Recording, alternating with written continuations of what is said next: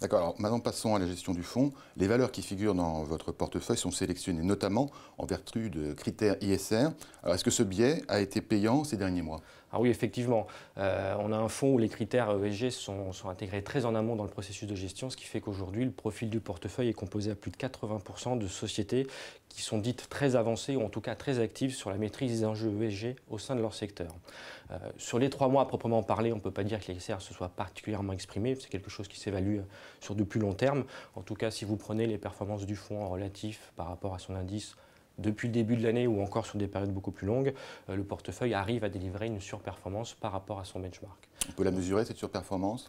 On peut la mesurer, elle est depuis le début de l'année de 1 point et puis si on la regarde sur 5 ans, elle est supérieure à 4%.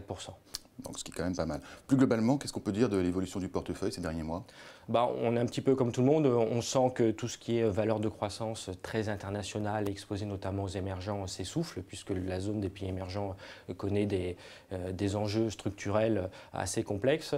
Et du coup, petit à petit, au fil de l'eau, le fonds se réoriente vers des valeurs plus domestiques, plus exposées au marché européen, avec évidemment la condition derrière, c'est que dans les prochains mois, l'inflexion positive que l'on a sur la croissance économique se confirme bien évidemment.